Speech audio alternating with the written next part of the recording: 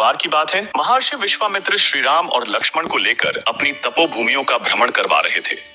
वे तीनों घने जंगलों, शांत सरोवरों और ऋषियों की पावन स्थली से गुजरते हुए एक गहरे निर्जन वन में पहुंचे। वहां चारों ओर सन्नाटा था, न कोई पक्षी की चहचहाहट, न ही किसी जीव का अस्तित्व, मानो जीवन ने इस स्थान को छोड़ दिया हो।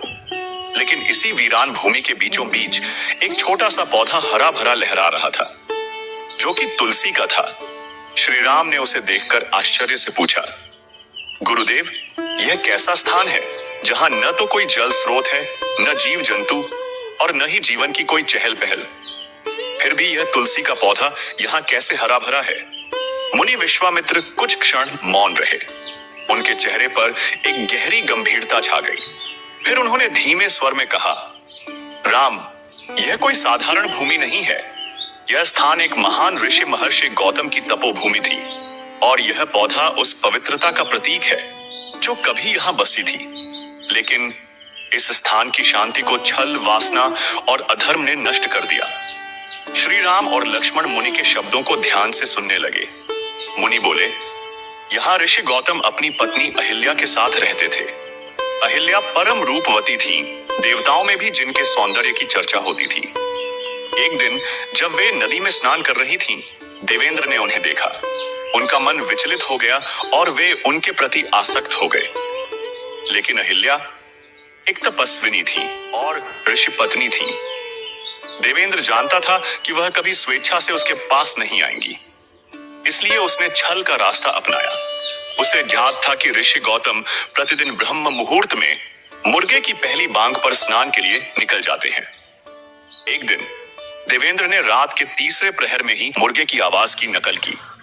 ऋषि गौतम ने समझा कि भोर हो चुकी है और वे स्नान के लिए नदी की ओर चल दिए। उधर इंद्र ने ऋषि का रूप धारण किया और कुटिया में प्रवेश कर गया। उसने अहिल्या से छल पूर्वक समागम किया। उधर नदी ने यह सब जान लिया।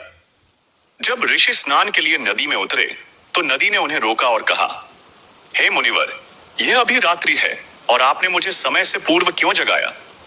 ऋषि चौंक उठे। उन्होंने आकाश की ओर देखा। रात का तीसरा पहर था। उन्हें अपने साथ छल का आभास हो गया। वे दौड़ते हुए कुटिया लौटे और देखा कि इंद्र उनके ही वेश में बाहर निकल रहा था। क्रोधित होकर ऋषि गौतम ने इंद्र को शाप दिया, जिस प्रकार तूने छल से मेरी पतिव्रता पत्नी का अपमान किया है, उसी प्रकार तू भी अपने स्वर्ग की राजगद्दी छल से गंवाएगा। तुझे अब सदैव अपने सिंहासन के खोने का भय सताएगा। फिर उन्होंने अहिल्या की ओर देखा, जो निःशब्द स्तब्ध खड़ी थी। गौतम बोले, हे अहिल्या, तूने मेरे स्वरूप में आए किसी और को पहचाना नहीं। यह तेरी भूल है या मेरी तपस्या की विफलता, मैं नहीं जानता। लेकिन तू अब इस पवित्र भूमि की पाषाण मूर्ति बनकर प्रतीक्षा करेगी, जब तक कि मर्यादा पुरुषोत्तम राम के चरण इस भूमि पर न पड़े। हे राम, मुनि ने गंभीर स्वर में कहा, आज वह समय आ गया है।